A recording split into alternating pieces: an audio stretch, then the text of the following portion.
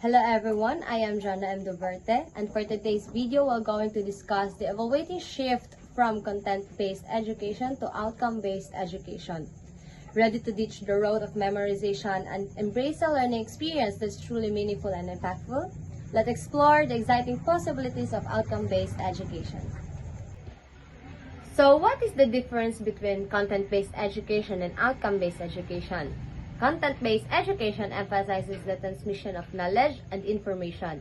It focuses on covering a specific curriculum or syllabus with the goal of students acquiring a certain body of facts, concepts, and theories. This approach is often teacher-centered, with the teacher acting as the primary source of information and the students passively receiving it. While the outcome-based education, on the other hand, focuses on the skills and competences students should demonstrate upon completion of a course or program. It emphasizes what students should be able to do with knowledge they acquire. This approach is student-centered, with a focus on developing students' abilities to apply their knowledge in real-world situations. The shift to outcome-based education offers several key benefits that can significantly enhance the learning experience and prepare students for success in the real world. First is we have the increased student engagement. Outcome-based education focuses on practical skills and real-world applications, making learning more relevant and engaging for students. Second is we have the improved student outcomes. OBE leads to more measurable and demonstrable learning outcomes, as students are assessed based on their ability to apply knowledge and skills in real-world situations. Third is we have the enhanced teacher effectiveness. OBE empowers educators to become more effective facilitators of learning, encouraging them to develop innovative teaching methods and assessment strategies that promote student success. Lastly is we have greater accountability. OBE promotes greater accountability for both students and educators as learning outcomes are clearly defined and progress is regularly monitored. This ensures that educational resources are used effectively and that students are receiving a high-quality education.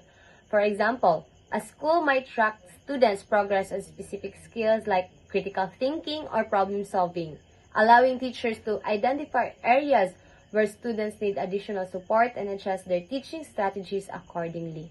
Implementing outcome-based education requires a strategic approach that involves a multifaceted plan. First is we have the defined clear learning outcomes.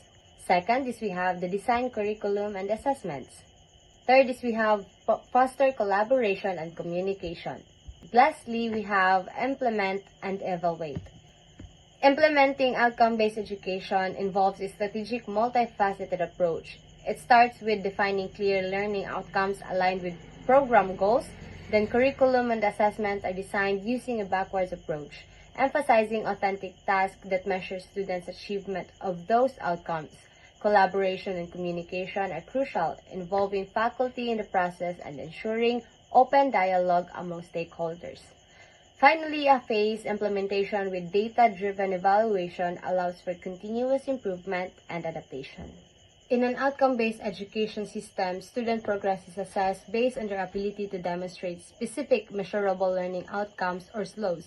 These laws outline what students should be able to do at the end of a learning experience, rather than simply focusing on the amount of content they have covered. First with that is we have defining clear and measurable outcomes. Second is designing authentic assessments.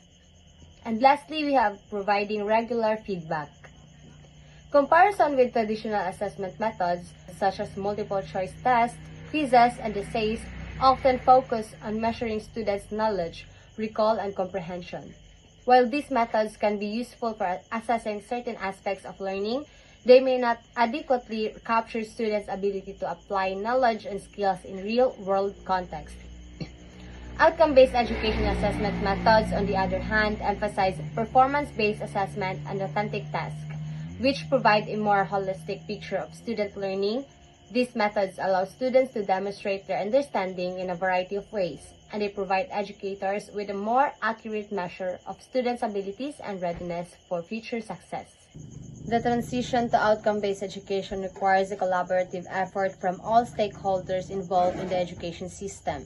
Here are some tips on how different stakeholders can get involved and support the transition, addressing common concerns and misconceptions along the way.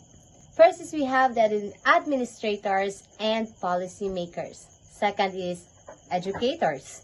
Next is parents and families, and most especially the students. That's it, everyone. Thank you so much for listening and watching to my video. I hope you learn and gain knowledge about what I have discussed, and it encourages you to support the transition to outcome-based education. And as a future educator, I hope I have inspired you to learn more about what is outcome-based education. And if you like this video, please do share. Thank you.